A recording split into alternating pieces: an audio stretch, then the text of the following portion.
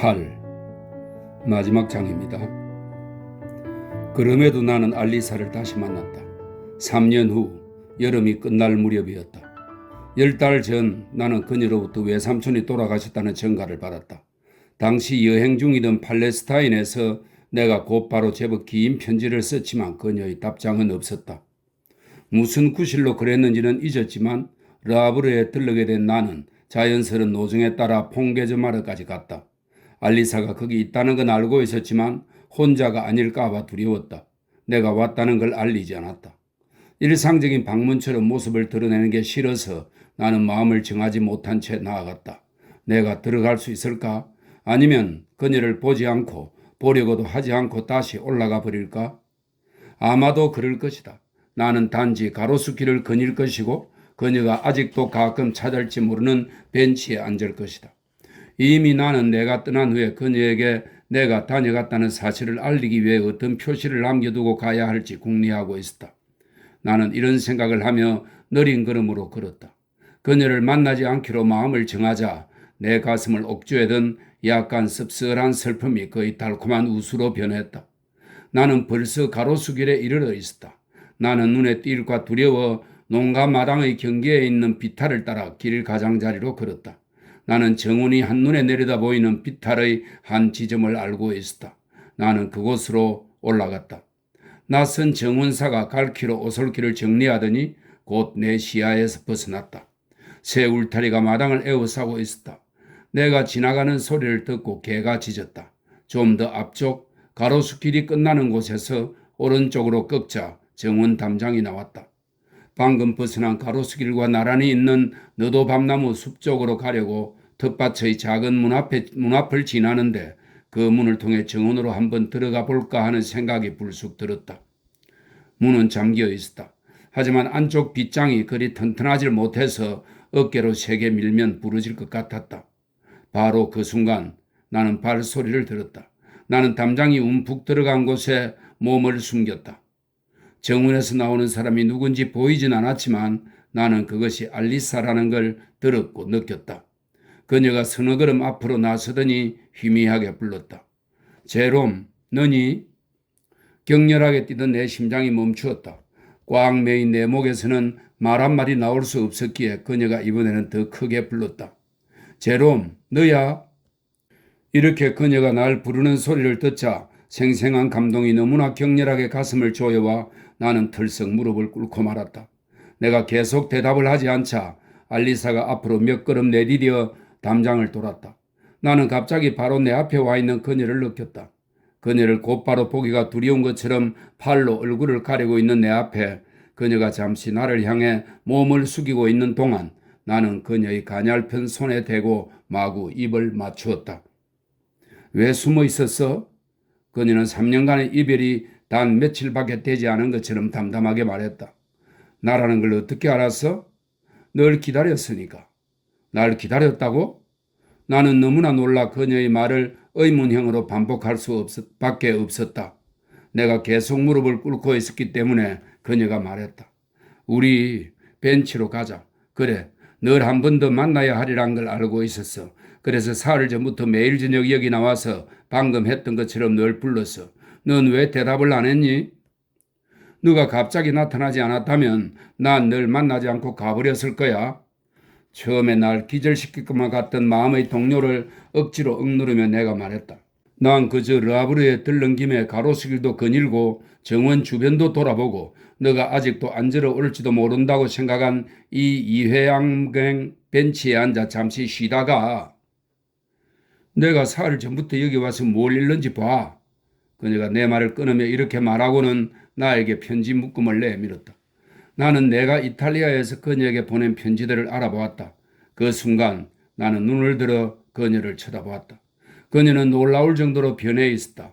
몰라보게 야위고 창백한 그녀의 모습이 내 가슴을 끔찍할 정도로 아프게 했다.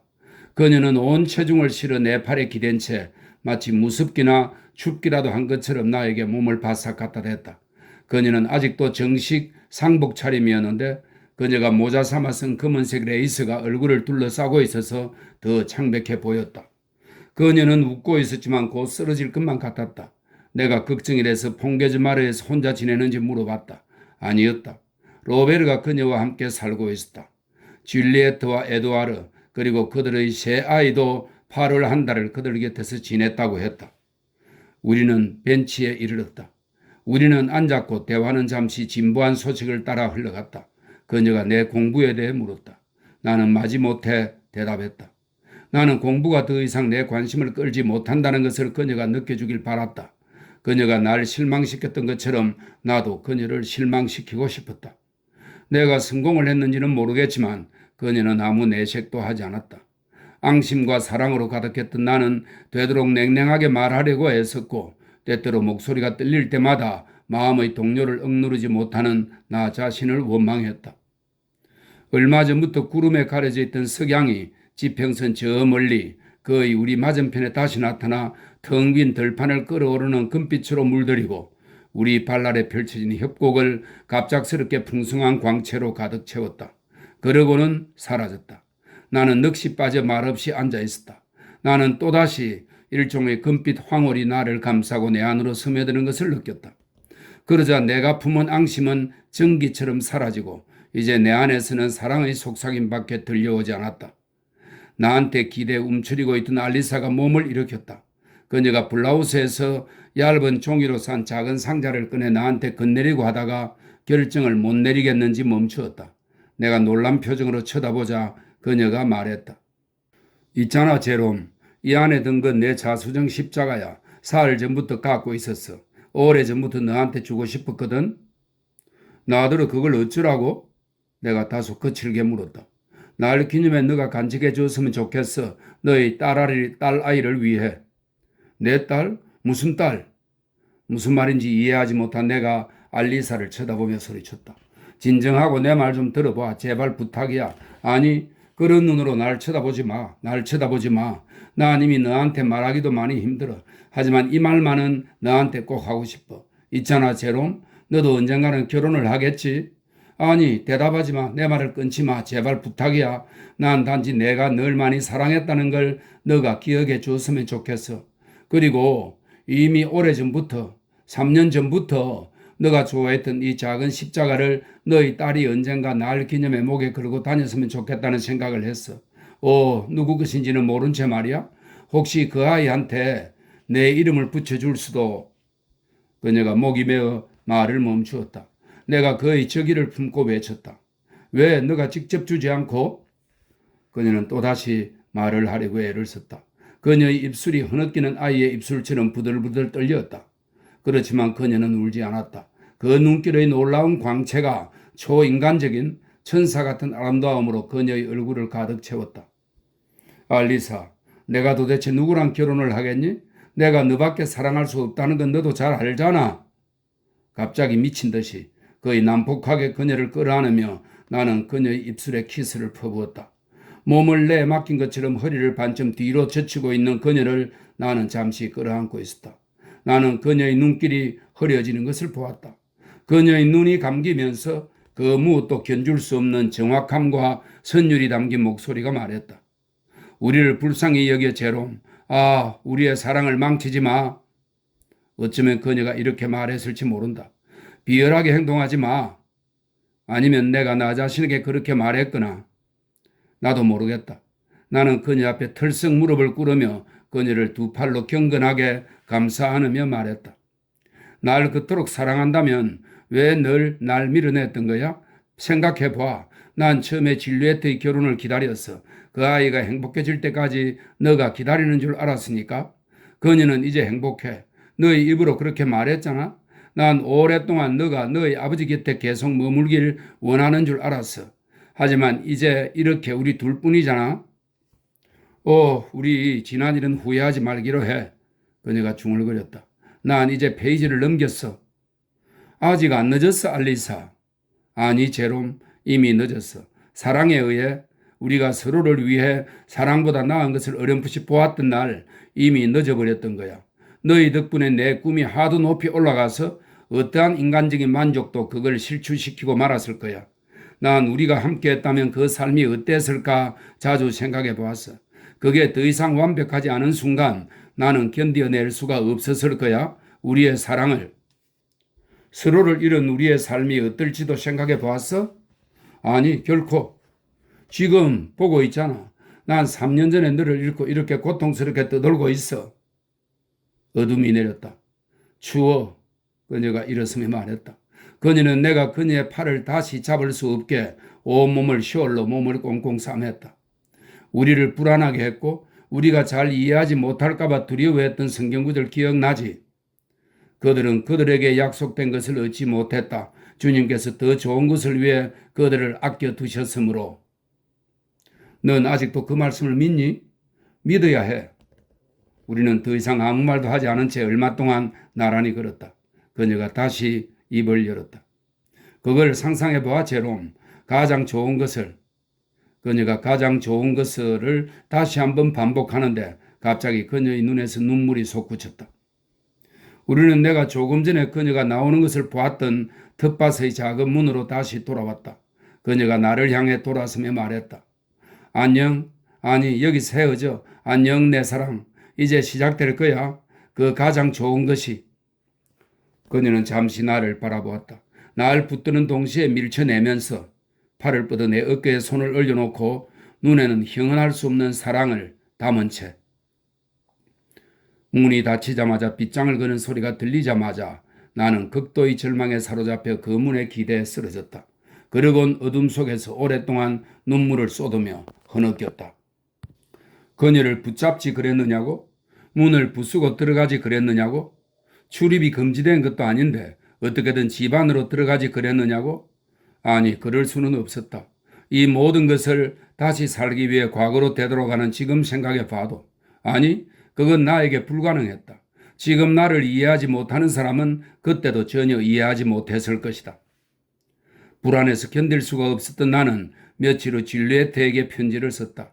나는 그녀에게 나의 퐁게즈마르 방문에 대해 이야기하고 알리사가 너무 여위고 창백해서 무척 걱정이 된다고 말했다. 나는 그녀에게 그 점을 유의해달라고 내가 더 이상 알리사로부터 기대할 수 없게 된 소식을 꼭 좀 전해달라고 부탁했다.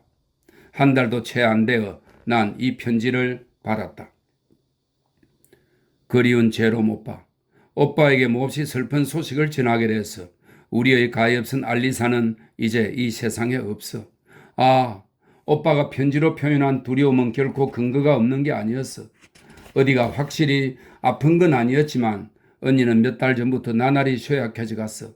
내 간청에 못 이겨 르하블의 A 박사에게 진찰을 받아보기로 했는데 그 박사 편지로는 심각한 게 전혀 없다는 거야. 그런데 오빠가 다녀가고 사흘 후 언니가 갑자기 퐁게즈마르를 떠났대. 나도 로벨의 편지를 받고 언니가 떠난 걸 알았어. 언니가 나한테 편지를 쓰는 일이 워낙 드물어서 로베르가 없었으면 나도 언니가 집을 나간 걸 까맣게 모르고 있었을 거야. 언니한테서 소식이 없어도 당장 걱정을 하지는 않았을 테니까. 왜 그렇게 그냥 떠나게 내버려 두었냐고. 왜 파리까지 동행하지 않았느냐고 내가 로베르를 심하게 꾸짖었어. 믿기 힘들겠지만 우린 그때부터 언니의 주소도 모르고 지냈어. 언니를 만나볼 수도 편지를 쓸 수도 없었으니 내가 얼마나 애가 탔을지 생각해 보아.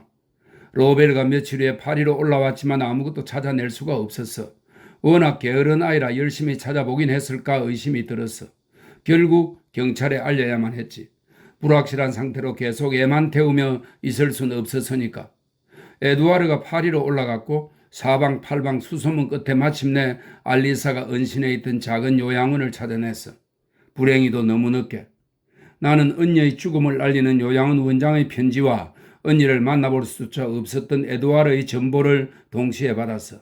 마지막 날 언니는 우리가 기별을 받을 수 있게 봉투 하나에는 우리 주소를 썼고 다른 봉투에는 유언을 담아 르하블의 우리 공정인에게 보낸 편지의 사본을 넣었어.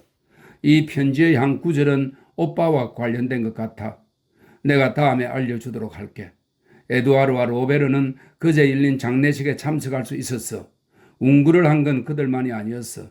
요양원 환자 몇 사람이 장례식에 참석하고 싶다고, 묘지까지 시신을 동행하고 싶다고 고집을 부렸어. 5번째 아이의 출산을 오늘 내일 기다리고 있는 나로서는 불행하게도 장례식에 참석할 수가 없었어. 오빠, 언니의 죽음이 오빠에게 이야기할 깊은 슬픔을 나도 알아. 나도 비통한 마음으로 이 편지를 쓰고 있어. 이틀 전부터 자리에 누워 있어야만 해서 편지 쓰기가 힘들지만 우리 둘 말고는 깊이 아는 사람이 없을 언니에 대해 말하는 건 다른 어느 누구도 심지어 에드와르나 로베르에게도 맡기고 싶지 않았어. 나도 이제 나이 든 가정주부가 다 됐고 많은 죄가 뜨거운 과거를 덮어버린 지금 오빠와의 죄를 바라도 괜찮을 것 같아. 언제라도 볼 일이 있거나 여행삼아 님 근처에 오게 되면 에그비브에도 들려주어. 에드와르도 오빠를 알게 되면 기뻐할 거고 우리 둘이 알리사 얘기도 할 수 있을 거야. 안녕, 내 그리운 제롬, 내 슬픈 마음을 전하며. 며칠 후 나는 알리사가 퐁게즈마리를 로베르에게 남기면서 자기 방에 있는 모든 물건과 그녀가 꼽은 가구 몇 점을 줄리엣에게 보내달라고 부탁했다는 것을 알았다. 그녀가 내 앞으로 봉인해 남긴 서류는 머지않아 도착할 예정이었다. 나는 또한 그녀가 그 작은 자수정 십자가, 내가 마지막 방문 때 받기를 거절했던 그 자수정 십자가를 자기 목에 걸어달라고 부탁했다는 것을 알았다. 나는 그 부탁이 이행되었다는 것을 에드와르를 통해 들었다. 공증인이 나에게 보낸 봉인된 봉투에는 알리사의 일기가 들어있었다. 여기 몇 페이지를 옮겨 적는다. 아무 설명 없이 그냥 옮겨 적는다. 여러분은 내가 이 일기를 읽으면서 한 생각들, 내가 불완전하게 보여줄 수밖에 없을 내 마음의 격렬한 동요를 충분히 상상할 수 있을 것이다. 알리사의 일기. 에그비브. 그저께 르하브르 출발, 어제 님 도착, 나의 첫 번째 여행. 내 25번째 생일인 1880년 5월 23일, 집안일 부엌일 걱정이 없어 한가한 틈을 타 일기를 쓰기 시작한다. 큰 재미는 없지만 외로움을 달래려고. 왜냐하면 내가 아직 잘 모르는 이 땅, 거의 낯선 이 땅에서 난생 처음 혼자라고 느끼기 때문이다. 이 땅이 나에게 말해줄 것은 아마 노르망디가 나에게 얘기해 주었던 것, 내가 퐁게즈마르에서 지치지 않고 귀 기울여 들었던 것과 비슷할 것이다.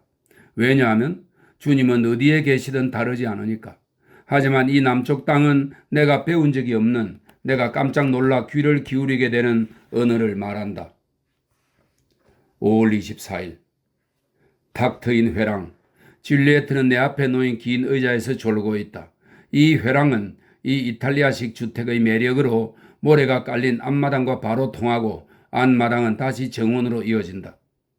줄리에트는 긴 의자에서 일어나지 않고도 잔디밭이 심한 기복을 그리면서 얼룩덜룩 오리떼가 논일고 백조 한 쌍이 유유히 헤엄치는 연못까지 펼쳐지는 것을 볼 수 있다. 비가 안 오는 여름에도 마른 적이 없다는 개울이 연못을 채우고는 멀어질수록 점점 야생의 숲으로 변해가는 정원을 가로질러 흐르다가 메마른 불판과 포도밭 사이에서 점점 좁아져서 이내 완전히 사라진다. 어제는 내가 줄리에트 곁을 지키는 동안 에드와르 테세르가 아버지에게 정원, 농장, 포도주 저장실, 포도밭을 구경시켜드렸다. 그래서 오늘 아침에는 이른 시각부터 나 혼자 정원으로 나가 이것저것 둘러보며 첫 산책을 할 수 있었다. 이름을 알고 싶은 낯선 풀과 나무들이 많아서 점심때 무엇라고 부르는지 물어보려고 장가지를 하나씩 꺾어본다. 개 중에서 제롬이 보르게제나 도리아 팜필리 공원을 보고 감탄에 마지 않았던 털가시 나무는 나도 알아본다.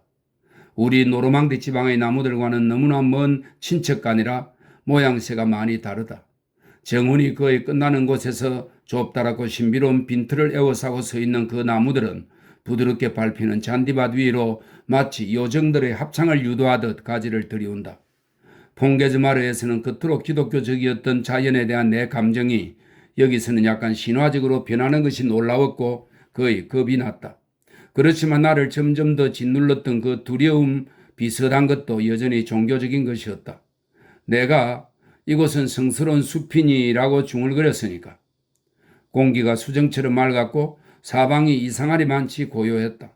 바로 옆에서 독특한 새소리가 울려 퍼졌을 때 나는 오르페우스와 아르미드를 떠올렸다. 그 소리가 너무나 비장하고 순수해서 문득 온 자연이 그것을 기다리고 있었던 것 같은 느낌이 들었다. 내 가슴이 아주 세차게 고동쳤다. 그래서 잠시 나무에 기대고 있다가 사람들이 일어나기 전에 집으로 돌아왔다. 5월 26일. 제롬에게는 여전히 소식이 없다. 그가 르하브르로 편지를 보냈다면 다시 이리로 발송이 되었을 텐데 나는 불안한 마음을 이 일기장에 털어놓을 수밖에 없다. 어제는 보호로 소풍을 나가기도 했고 매일 기도를 드려보기도 했지만 사흘 전부터는 잠시도 불안해서 헤어날 수가 없었다. 오늘은 여기에 다른 것은 아무것도 쓸 수가 없다. 애굽에 도착한 이래로 날 괴롭히는 이 이상한 우수에는 아무래도 다른 이유가 없지 싶다. 그 우수가 내 마음속 워낙 깊은 곳에서 느껴져서 이제는 그것이 오래전부터 거기 있었고 내가 자랑스러워한 기쁨도 그것을 잠시 덮었을 뿐이라는 생각이 든다. 5월 27일. 나는 왜 나 자신을 속이겠는가? 내가 줄리에트의 행복을 기뻐하는 것은 추론에 의해서다. 내가 그토록 바랐던 그 행복, 그것을 위해서라면 내 행복을 희생하고자 했을 정도로 바랐던 그 행복이 아무 고통 없이 얻어지는 것을 보니 그것이 그 아이와 내가 상상했던 것과는 사뭇 다르다는 것을 알게 되니 마음이 심히 괴롭다. 이 얼마나 복잡한가. 그렇다. 되돌아온 나의 끔찍한 이기심이 줄리에트가 나의 희생이 아닌 다른 곳에서 행복을 찾았다는 사실에, 내 희생이 없었어도 그 아이가 행복해질 수 있었다는 사실에 화가 나 있다는 것을 나는 분명히 느낀다. 제롬의 침묵이 날 얼마나 불안하게 만드는지 절실히 느끼는 지금 나는 이렇게 자문해 본다. 그 희생은 내 가슴 속에서 정말로 완수되었을까? 나는 주님께서 더는 나에게 그것을 요구하지 않아 모욕감을 느끼고 있는 셈이다. 그렇다면 나에게는 그런 희생을 할 능력이 아예 없었던 것일까? 5월 28일. 이렇게 내 슬픔을 분석하는 것은 얼마나 위험한 일인지 나는 벌써 이 일기장에 집착하고 있다. 내가 극복했다고 믿었던 교태어린 허영심이 여기서 제 권리를 되찾은 것일까? 아니, 이 일기가 내 영혼이 치장을 하는 자기 만족의 거울이 되지 않기를. 내가 일기를 쓰는 것은 내가 처음에 생각했던 것처럼 한가해서가 아니라 내 영혼이 슬프기 때문이다. 슬픔은 내가 더는 알지 못했던 내가 정오하는, 그리고 거기서 내 영혼을 벗어나게 하고 싶은 죄의 상태다. 이 일기장은 내가 내 안에서 행복을 다시 얻어내도록 도와야 한다. 슬픔은 하나의 복잡한 얽힘이다. 나는 결코 내 행복을 분석하려고 애써 본 적이 없다. 퐁게즈마르에서도 나는 이만큼, 아니 이보다 더 외로웠다. 그런데 왜 그때는 외로움을 느끼지 않았을까? 제롬이 이탈리아에서 나에게 편지를 보냈을 때 나는 그가 나 없이 보고 나 없이 사는 것을 받아들였다. 나는 생각으로 그를 따라다녔고 그의 기쁨을 내 것으로 삼았다. 나는 지금 나도 모르게 그를 부른다. 그가 없으니 내가 보는 모든 새로운 것들이 귀찮기만 하다. 6월 10일. 막 시작했던 이 일기의 오랜 중단, 아기 리즈의 탄생, 줄리에트 밤샘 간호, 제롬에게 쓸 수 있는 모든 것을 여기 쓰자니 전혀 즐겁지가 않다. 많은 여자들이 공통적으로 갖고 있는 결점, 너무 많이 쓰는 결점으로부터 나 자신을 지키고 싶다. 이 일기장을 자기 완성의 도구로 여길 것.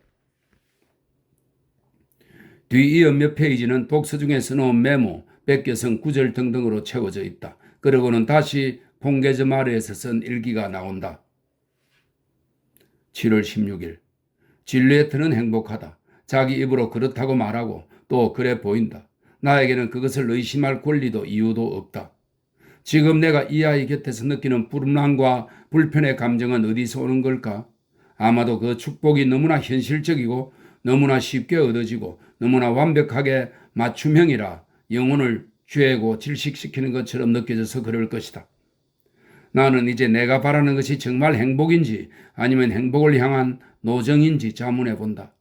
오 주님, 제가 너무 빨리 도달할 수 있을 행복으로부터 저를 지켜주소서. 저의 행복을 주님에게까지 미루고 물러나게 하는 법을 가르쳐 주소서.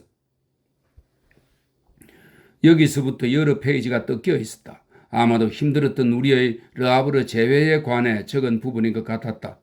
일기는 해를 넘기고 나서야 다시 시작되었다. 날짜는 기록되어 있지 않았지만 분명히 내가 퐁게즈마르에 머물 때 쓴 것들이었다. 가끔 그의 말에 귀를 기울이다 보면 생각을 하고 있는 나 자신을 바라보는 느낌이 든다. 그는 나에게 설명을 하고 그럼으로써 나에게 나 자신을 드러낸다. 내가 그 없이 존재할 수 있을까? 나는 그와 더불어서만 존재한다. 가끔 내가 그에게 느끼는 감정이 정말 사람들이 사랑이라 부르는 것인지 망설여진다. 사람들이 보통 사랑에 대해 얘기하는 묘사가 내가 그것에 대해 할 수 있을 묘사와 그만큼 다르기 때문이다. 나는 아무것도 말해지지 않았으면 좋겠다. 그를 사랑한다는 사실을 알지 못한 채 사랑했으면 좋겠다. 무엇보다 그가 알지 못하는 상태로 그를 사랑했으면 좋겠다. 내가 그 없이 살아야 하는 모든 것 중에 나에게 기쁨을 주는 건 이제 아무것도 없다. 내 모든 특성은 오로지 그의 마음에 들기 위한 것이다. 그럼에도 나는 그의 곁에만 있으면 내 특성이 허물어지는 것을 느꼈다. 나는 피아노 공부를 좋아했다. 실력이 매일 조금씩 나아질 수 있을 것처럼 보였으니까. 그것은 아마 외국어로 된 책을 읽으면서 내가 맛보는 쾌감의 비밀이기도 할 것이다. 내가 우리 언어보다 다른 어떤 언어를 더 좋아하거나 내가 우러러보는 우리 작가들의 언어가 외국 작가들의 언어에 비해 뒤져서가 아니라 아마도 의미와 감정을 파악하는 데 따르는 약간의 어려움을 극복해내는, 점점 더 쉽게 극복해내는 무의식적인 자부심이 정신의 즐거움에 나도 모르는, 그리고 내가 없이는 지낼 수 없을 것 같은 영혼의 어떤 만족감을 더해주기 때문일 것이다. 아무리 행복하다 할지라도 나는 발전이 없는 상태는 바랄 수가 없다. 나는 천상의 기쁨을 주님 속에 섞이는 것이 아니라 그분께 끝없이 지속적으로 다가가는 것으로 상상한다. 말장난을 두려워하지 않는다면 난 점점 커지지 않는 기쁨에는 눈길도 주지 않을 거라고 말할 것이다. 오늘 아침 우린 가로수길 벤치에 함께 앉아 있었다. 우리는 아무 말도 하지 않았고 말을 할 필요성도 못 느꼈다. 그가 나에게 내세를 믿느냐고 불쑥 물었다. 내가 곧바로 외쳤다. 당연하지 제롬. 나에게 그건 희망 이상이야. 그건 확신이야. 그런데 갑자기 내 모든 믿음을 그 외침에 쏟아부은 것 같은 느낌이 들었다. 난 알고 싶어. 그가 덧붙였다. 그러고는 잠시 입을 다물고 있다가 말했다. 믿음이 없다면 너가 달리 행동할까? 내가 그걸 어떻게 알겠어? 내가 이렇게 대답하고는 덧붙였다. 하지만 너 역시 원하건 원치 않건 열렬한 믿음에 이끌리게 되면 달리 행동할 수 없을 거야. 너가 달리 행동한다면 나 널 사랑하지 않겠지? 아니야, 제롬, 아니야. 우리의 특성이 추구해야 하는 건 미래의 보상이 아니야. 우리의 사랑이 찾는 건 보상이 아니야. 자신의 노고에 대한 보수라는 생각은 훌륭하게 태어난 영혼에게는 모욕적인 거야. 그 영혼에게 특성은 치장물이 아니야. 아니, 그것은 그 아름다움의 형식이야. 아빠의 건강이 다시 안 좋아졌다. 심각한 문제가 없기를 바라지만 사흘 전부터 다시 우유요법을 써야만 했다. 어제 저녁 제롬이 자기 방으로 올라간 후 밤늦게까지 나와 함께 계시던 아빠가 잠시 날 혼자 두고 나가셨다. 나는 소파에 앉아 있었다. 아니, 누워 있었다. 이유는 모르겠는데 나에게는 좀처럼 일어나지 않는 일이었다. 덩가시 내 눈과 상체를 불빛으로부터 가려주었다. 나는 원피스 아래로 살짝 나와 등불빛을 반사하는 내 발끝을 무심히 쳐다보고 있었다.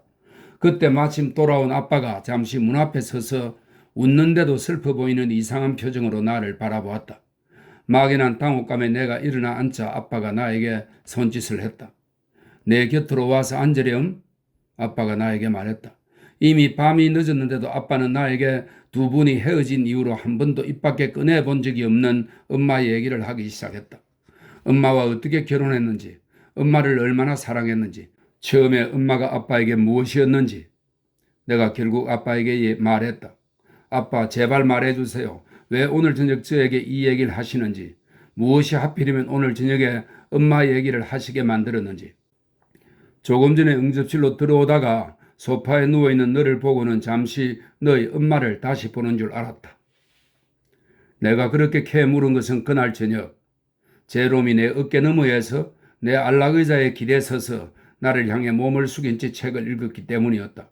그를 볼 수는 없었지만 나는 그의 숨결을, 그의 몸에서 전해지는 떨림과 열기 같은 것을 느꼈다. 나는 계속 책을 읽는 척했지만 더는 아무것도 이해할 수 없었다. 행간조차 구별할 수 없었다. 너무나 야릇한 동료가 날 사로잡아서 아직 그럴 정신이 있을 때 서둘러 의자에서 일어나야만 했다.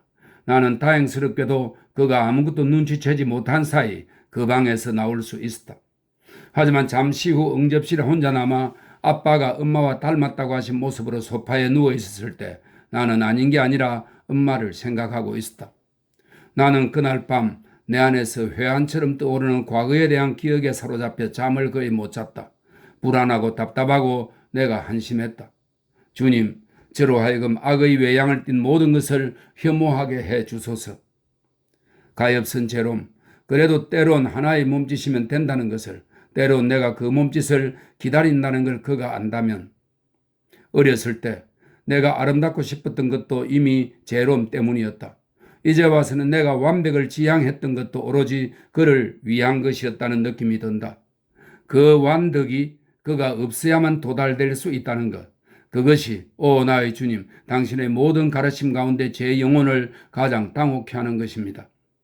덕성이 사랑과 하나가 되는 영혼은 얼마나 행복할까? 때론 이런 생각을 한다. 사랑하는 것, 가능한 한 많이, 늘 더 많이 사랑하는 것 외에 다른 덕성이 있을까? 하지만 어떤 날에는 슬프게도 덕성이 사랑에 대한 저항으로만 보이기도 한다. 무슨 소리야? 내 마음의 가장 자연스러운 움직임을 감히 덕성이라 부른다고. 매력적인 궤변, 그럴싸한 초대, 행복이라는 기만의 신기루. 오늘 아침 라 브리엘의 책에서 이런 구절을 읽었다. 인생의 행로에는 가끔 너무나 소중하고 달콤해서 사람들이 금지하지만 적어도 그것들이 허락되기를 욕망하는 것이 당연한 쾌감과 약속들이 있다. 이토록 커다란 매력들은 덕성으로 그것을 포기할 줄 아는 사람에 의해서만 극복될 수 있다. 그렇다면 나는 왜 여기서 금지를 발명해냈을까? 사랑의 매력보다 더 강력하고 더 감미로운 매력이 비밀스럽게 날 끌어당기기 때문일까? 사랑의 힘으로 우리 두 영혼을 모두 사랑너머로 이끌어갈 수만 있다면. 이제 난 그 이유를 너무나 잘 이해한다. 주님과 그 사이에는 나 외에는 어떠한 장애물도 없다. 그가 말하는 것처럼 나에 대한 사랑이 처음에는 그를 주님을 향해 기울게 했다 할지라도 지금은 그 사랑이 그것을 막고 있다. 그는 나 때문에 지체하고 나를 더 좋아한다. 나는 그가 덕성의 길을 더 멀리까지 나아가지 못하게 붙드는 우상이 된다. 우리 둘 중 하나는 덕성에 도달해야만 한다. 저의 비겁한 마음속에서 저의 사랑을 극복하지 못해 절망하고 있으니 주님, 그에게 저를 더 이상 사랑하지 않는 법을 가르칠 수 있는 힘을 저에게 주소서. 주님께 제 공덕 대신 한없이 더 나은 그의 공덕을 바칠 수 있도록. 오늘 제 영혼이 그를 잃고 눈물을 흘리는 것은 나중에 주님의 품 안에서 그를 되찾기 위함이 아닙니까? 말씀해 주소서, 나의 주님. 주님께 그보다 더 합당한 영혼이 있었던가요? 그는 저를 사랑하는 것보다 더 나은 것을 위해 태어나지 않았습니까? 그가 저에게서 멈춰야 하는데도 제가 그만큼 그를 더 사랑하겠습니까? 영웅적일 수 있을 모든 것이 행복 속에서 얼마나 작아져 버릴지요. 일요일, 주님께서 더 좋은 것을 위해 우리를 아껴두셨기에. 5월 3일, 월요일, 행복이 거기 아주 가까이서 오라 하는데 손만 뻗으면 잡을 수 있는데 오늘 아침 그와 이야기를 나누며 희생을 완수했다. 월요일 저녁, 그가 내일 떠난다. 소중한 제롬, 한없는 애정으로 언제까지나 늘 사랑해. 하지만 난 앞으로 영원히 너에게 그것을 말할 수 없을 거야. 내가 내 눈, 내 입술, 내 영혼에 강요하는 구속이 너무나 가혹해서 나에게 너와 헤어지는 것이 해방이자 쓰디쓴 만족이야. 나는 이성적으로 행동하려고 애쓰지만 행동을 하는 순간 나를 움직인 이성이 나를 벗어난 것처럼 혹은 광기로 보인다. 나는 더 이상 그것을 믿지 않는다. 그를 피해 다니게 만드는 게 이성이라고? 나는 더 이상 그것을 믿지 않는다. 그럼에도 나는 그를 피해 다닌다. 슬픈 마음으로. 그리고 내가 왜 그를 피해 다니는지 이해하지 못한 채. 주님, 제롬과 저 둘이 함께 서로에게 인도되어 당신을 향해 나아가게 해 주소서. 하나가 가끔 다른 하나에게 형제여 피곤하면 나한테 기대라고 말하고 그러면 다른 하나가 너가 곁에 있다는 걸 느끼는 것으로 충분해 라고 대답하는 두 명의 순례자처럼 평생 함께 걸을 수 있게 하소서. 아닙니다, 주님. 당신께서 우리에게 가르치신 길은 좁은 길, 둘이 나란히 걸을 수 없을 정도로 좁은 길입니다. 7월 4일, 일기장을 펼치지 않은 지 6주가 넘었다. 지난달에 몇 페이지를 다시 읽어보다가 잘 쓰려고 하는 터무니없고 온당치 못한 욕심을 발견했다. 그로 인해 생겨나는 욕심. 그 없이 지내는 데 도움이 될까 해서 쓰기 시작한 이 일기장을 통해 마치 그에게 계속 편지를 쓰는 것처럼 나는 잘 쓴 것처럼 보이는 페이지들을 모두 찢어버렸다. 잘 썼다는 게 무슨 뜻인지 나는 안다. 그가 문제되는 페이지들을 모두 찢어버렸어야 했다. 무조건 찢어버렸어야 했다. 차마 그럴 수가 없었다. 그 몇 페이지를 찢어버린 것에서 이미 난 약간의 자부심을 느꼈다. 내 마음이 이토록 병들지 않았다면 내가 비웃었을 자부심을, 정말이지 내가 훌륭한 일을 해낸 것 같다고, 내가 아주 대단한 것을 없앤 것처럼 느껴졌다. 7월 6일 내 책장에서 추방해야만 했다. 나는 책에서 책으로 그를 피해 다니고 그를 되찾는다. 내가 그 없이 혼자 펼치는 페이지에서도 나에게 그것을 읽어주는 그의 목소리가 아직 들려온다. 나는 그와 관련되는 것에만 흥미를 느낀다. 내 생각이 그의 생각과 같은 형식을 취해 내가 그것들을 뒤섞이며 좋아하던 시절과 마찬가지로 나는 그것들을 구별할 수가 없다. 가끔은 그의 문장이 남긴 여운에서 벗어나기 위해 일부러 못 쓰려고 애를 써본다. 하지만 그에 대항해 싸우는 것 역시 그에게 관심을 쏟는 것이다. 나는 당분간 성경, 그리고 아마도 그리스도를 본받아 이외에는 읽지 않기로, 그리고 이 일기장에는 매일 독서에서 인상 깊었던 구절 외에는 쓰지 않기로 결심한다. 이후로는 일종의 일용양식이 나오는데 7월 1일부터는 날짜마다 성경 구절이 하나씩 적혀 있었다. 여기에는 약간의 설명까지 붙어 있는 것만 옮겨 적는다. 7월 20일 너희 있는 것을 다 팔아 가난한 자에게 주라. 나는 내가 제롬을 위해서만 쓰는 이 마음을 가난한 자들에게 나누어 주어야 할 것이라는 걸 깨닫는다. 그것은 동시에 그에게도 똑같이 하라고 가르쳐 주는 것이 아닐까? 주님, 저에게 그럴 수 있는 용기를 주소서. 7월 24일 내면의 위안 독서를 중단했다. 이 옛 언어는 나에게 큰 재미를 주지만 내 주의를 딴 곳으로 돌리게 한다. 내가 거기서 맛보는 그의 이교도적인 기쁨은 내가 거기서 찾고자 하는 감화와는 아무 상관이 없다. 그리스도를 본받아를 다시 집어들었다. 내가 도저히 읽어낼 수 없는 라틴어 본이 아니다. 내가 읽는 번역본에는 역자 표기조차 되어 있지 않아서 마음에 든다. 신교파 번역인 것은 사실이지만 표제에 모든 기독교 공동체에 적합하다고 적혀 있다. 오, 너가 덕성의 길을 나아감으로써 어떤 평화를 얻을 것이며 또 다른 이들에게 어떤 기쁨을 줄지 안다면 나는 너가 더 많은 공을 들여 그 길로 정진하리라는 것을 믿는다. 8월 10일 주님, 제가 아이의 그것처럼 단번에 자라난 믿음과 천사의 초인적인 목소리로 당신을 향해 외친다면 저도 압니다. 이 모든 것이 제롬이 아니라 당신으로부터 온다는 것을. 근데 왜 당신과 저 사이 어디서나 그런 모습을 놓으시는지요? 8월 14일 이 일을 완성하려면 2달 이상이 남았다. 오 주님, 저를 도우소서. 8월 20일 나는 그것을 분명히 느낀다. 내 슬픔에서 그것을 느낀다. 희생이 내 마음속에서 완수되지 않았다는 것을. 주님, 그만이 저에게 알게 한 이 기쁨을 오로지 당신에게만 빚지게 하소서. 8월 28일 나는 얼마나 하찮고 슬픈 덕성에 도달했는가. 나 자신에게 너무 많은 것을 요구했단 말인가? 더 이상 견딜 수가 없다. 무슨 면목이 있어 주님께 힘을 달라고 계속 애원할 것인가? 이제 내 모든 기도는 한탄조다. 8월 29일 들판의 백합을 보라. 오늘 아침 너무나 단순한 이 말씀이 나를 그 무엇으로도 달래줄 수 없는 슬픔에 빠뜨렸다. 나는 들판으로 나갔고 나도 모르게 끊임없이 되뇌인 이 말씀이 내 가슴과 눈을 눈물로 가득 채웠다. 나는 농부가 온몸으로 쟁기를 밀며 밭을 갈고 있는 빈 들판을 바라보았다. 들판의 백합. 하지만 주여, 백합이 어디 있나이까? 9월 16일 밤 10시 그를 다시 만났다. 그는 여기 이 지붕 아래에 있다. 나는 잔디밭 위에서 그의 창문에서 새어나오는 불빛을 본다. 내가 이 글을 쓰고 있는 동안 그는 깨어있다. 어쩌면 내 생각을 하고 있을지도. 그는 변하지 않았다. 그도 그렇게 말하고 나도 그렇게 느낀다. 그의 사랑이 나를 부인하도록 그에게 내가 결심한 대로의 나를 보여줄 수 있을까? 9월 24일. 내 속마음이 까무러치는데도 무관심과 냉담을 가장할 수 있었던 잔혹한 대화.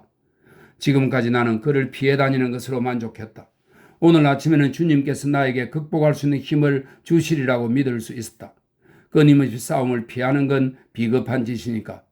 내가 승리를 거두었을까? 제롬이 나를 조금이라도 덜 사랑할까? 그건 내가 바라는 동시에 두려워하는 것이다. 내가 그를 지금보다 더 사랑한 적은 결코 없었다. 주님, 그를 저로부터 구하기 위해 제가 멸해야 한다면 그렇게 하소서. 제 마음과 영혼 속으로 들어오시어 저의 고통을 짊어지시고 당신의 순환에서 마저 겪어야 할 고통을 제 안에서 계속 견뎌내소서. 그와 파스칼에 대해 얘기를 나눴다. 내가 그에게 무슨 말을 할 수 있었겠는가? 얼마나 부끄럽고 터무니없는 말이었는지. 그 말을 하면서도 이미 괴로웠지만 이 밤 나는 그 말이 신성모독이라도 되는 것처럼 뉘우친다. 묵직한 팡쉐를 다시 집어드는데 로아네 양에게 보낸 편지의 이 구절이 저절로 펼쳐졌다. 끌고 가는 사람을 자발적으로 따를 때는 속박이 느껴지지 않습니다. 하지만 저항하기 시작하면, 버티면서 걷기 시작하면 큰 고통을 겪게 되지요.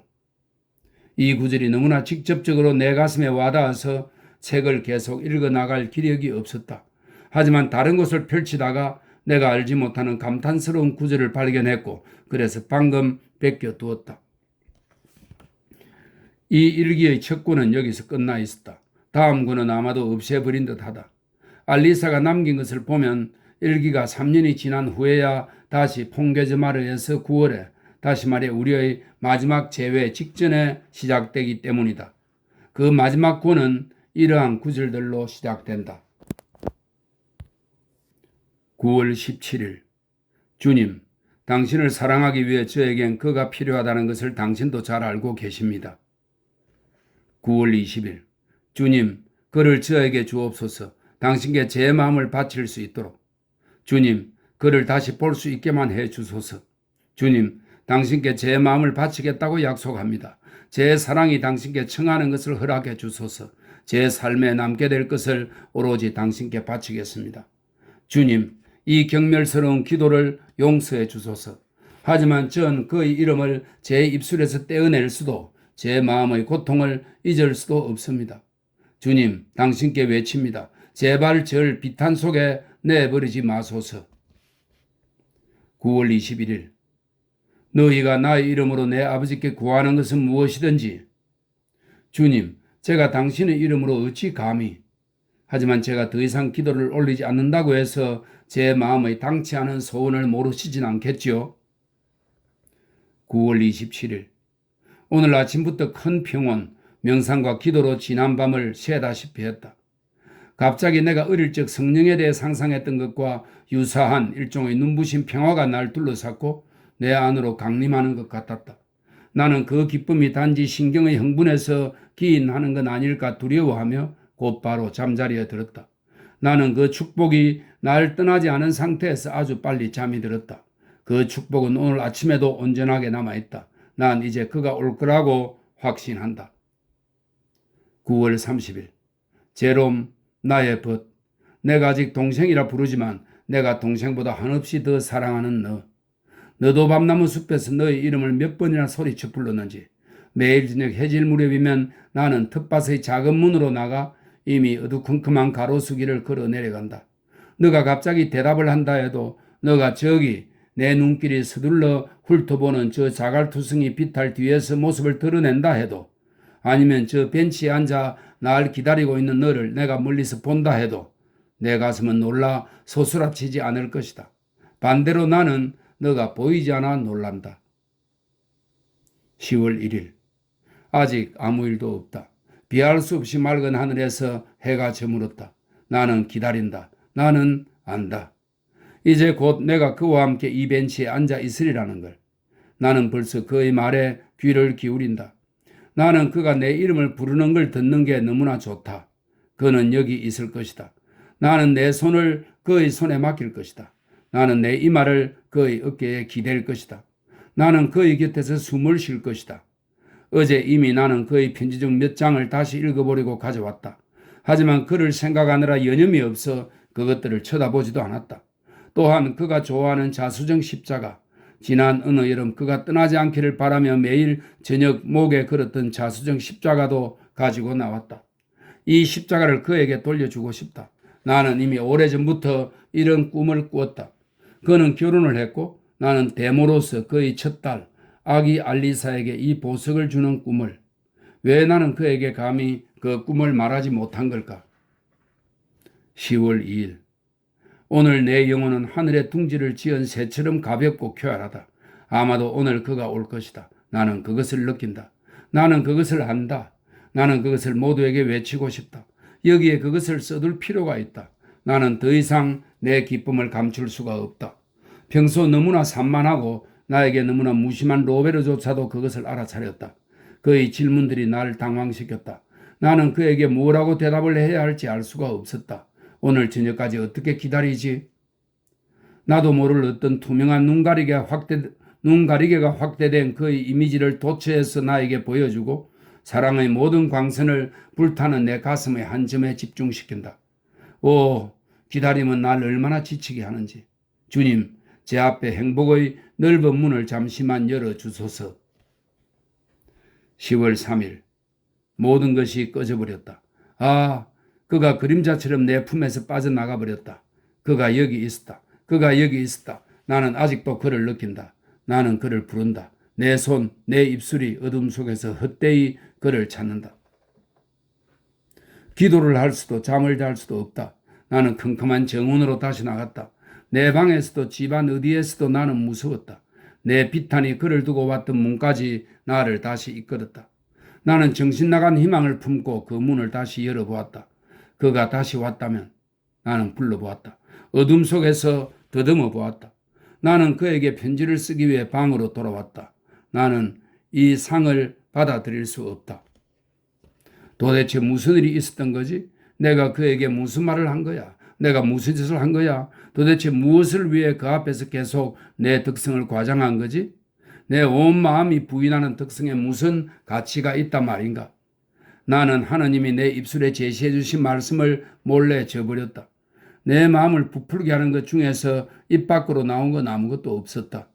제롬, 곁에 있으면 내 가슴이 찢어지고 멀리 있으면 내가 시름시름 죽어가는 내 애달픈 벗. 내가 조금 전에 했던 말 중에 오로지 내 사랑이 너에게 이야기하는 것에만 귀를 기울여 주어. 쓰던 편지를 찢어버리고 그러고는 다시 쓴다. 날이 밝아온다. 내 눈물에 젖어 흐르고 내 생각만큼이나 슬픈 새벽. 농장에서 난 첫 소리들이 들려온다. 잠들었던 모든 것이 다시 삶을 시작한다. 이제 일어나라. 시간이 되었도다. 편지는 붙이지 않을 것이다. 10월 5일. 저에게서 그를 앗아가신 질투의 하나님, 이제 제 마음을 차지하소서. 이제 모든 열기가 제 마음을 떠납니다. 그 무엇도 더는 관심을 끌지 못할 것입니다. 그러니 저에게 남아있는 이 슬픔을 이겨내도록 도와주소서. 이 집, 이 정원이 견딜 수 없을 정도로 제 사랑을 부추깁니다. 오로지 당신만을 보게 될 곳으로 날아가고 싶습니다. 제가 가진 재산을 가난한 자들을 위해 처분하게 도와주소서. 제가 마음 편하게 팔 수 없는 퐁게즈마리를 로벨에게 남겨주도록 허락해 주소서. 유언장을 써두긴 했지만 나는 필요한 형식적 절차들을 거의 모른다. 어제는 공정인이 내가 내린 결정을 의심해 줄리에트나 로벨에게 알리지는 않을까 두려워 그와 충분한 대화를 나눌 수 없었다. 그 문제는 파리로 올라가서 보완해야겠다. 10월 10일. 너무나 피곤한 상태로 이곳에 도착해서 첫 이틀을 누워서 지내야 했다. 내 뜻과 무관하게 사람들에게 불려온 의사가 아무래도 수술을 해야 할 것 같다고 말한다. 수술 같은 건 안 받겠다고 한들 무슨 소용이 있겠는가? 나는 수술은 겁이 난다고. 기운을 좀 차릴 때까지 기다리고 싶으니 그냥 가시라고 그를 설득했다. 나는 내 이름과 주소를 숨길 수 있었다. 나는 그들이 나를 받아들여 하나님이 아직 필요하다고 판단하는 동안 나를 보살피는데 어려움이 없도록 요양원 사무실에 충분한 돈을 맡겼다. 이 방이 마음에 든다. 벽의 장식으로는 완벽한 청결만으로 충분하다. 나는 그의 즐거운 기분이 들어서 많이 놀랐다. 그것은 내가 삶에서 더는 아무것도 바라지 않기 때문이다. 이제 하나님으로 만족해야 하기 때문이고 그분의 사랑이 우리 안에서 모든 자리를 차지할 때만 더없이 감미롭기 때문이다. 성경 외에 다른 책은 가져오지 않았다. 하지만 오늘은 파스칼의 이 미친 듯한 오열이 내가 성경에서 읽는 말씀보다 내 안에서 더 크게 울려 퍼진다. 하나님이 아니면 그 무엇도 내 기다림을 채울 수 없다. 오 경솔한 내 마음이 바랐던 너무나 인간적인 기쁨.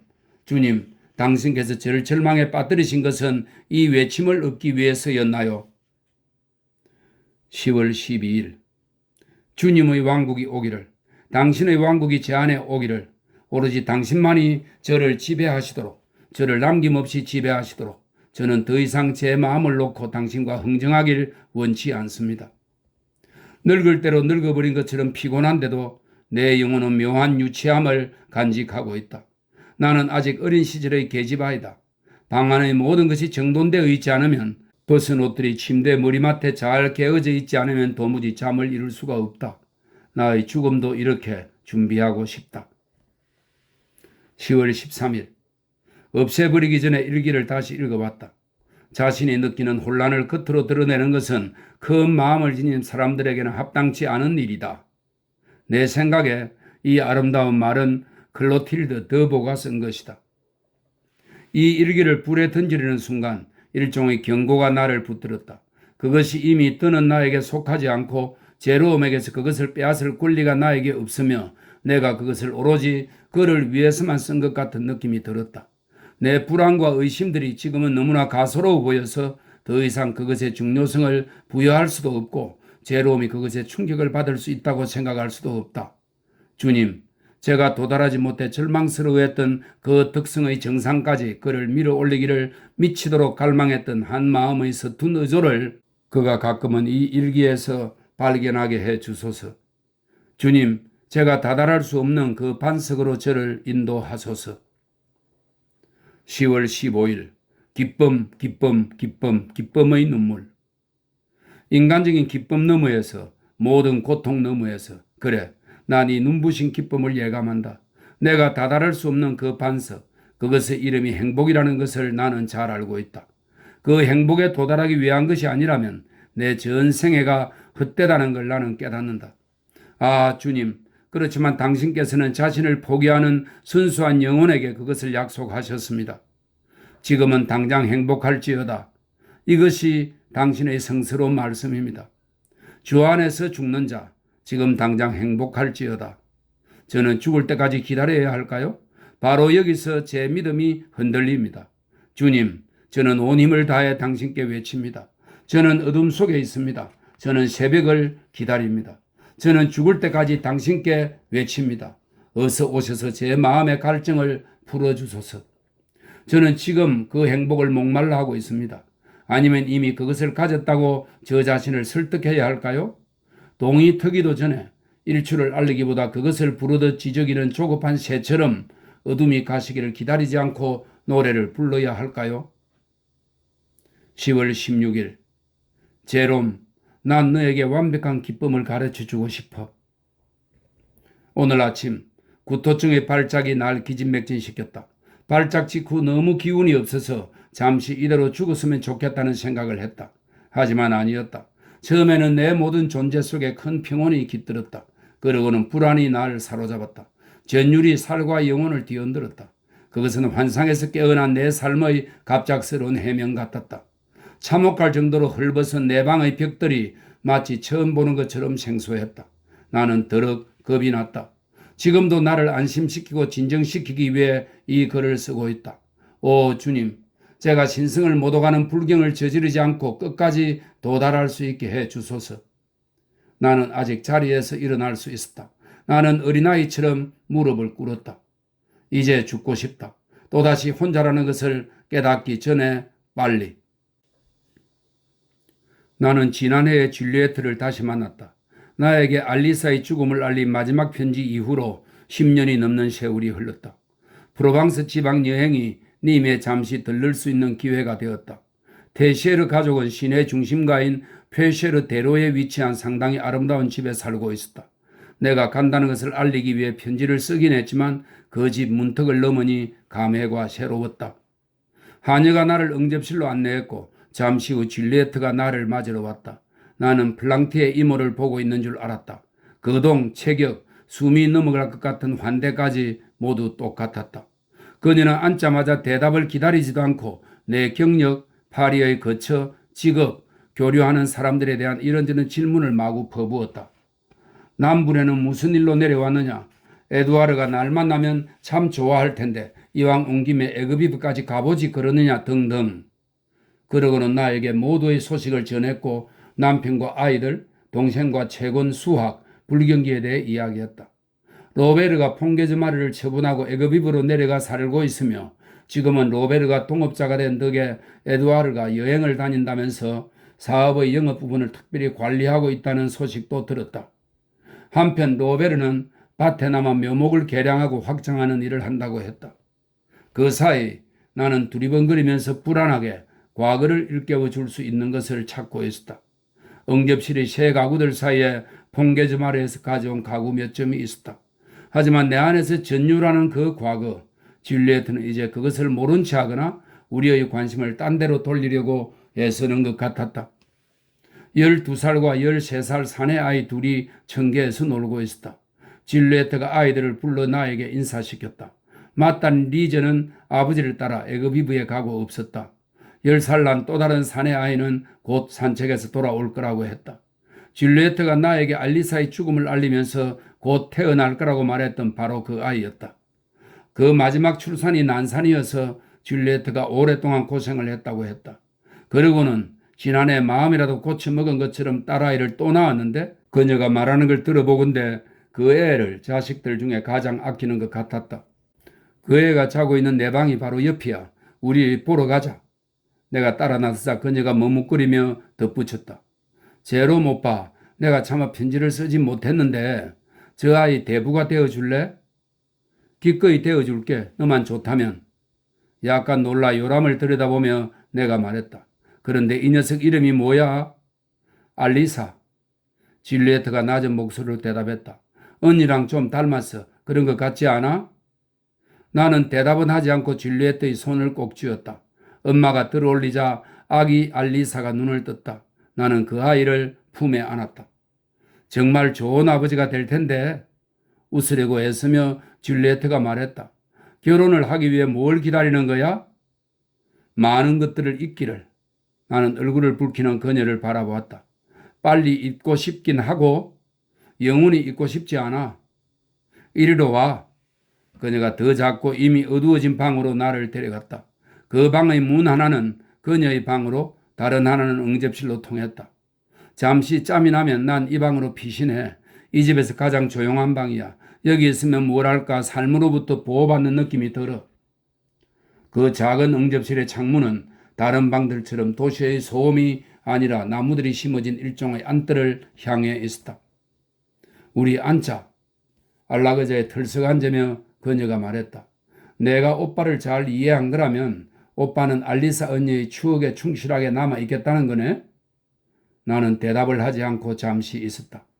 어쩌면 그보다는 그녀가 나에 대해 품었던 생각에 충실한 걸 거야.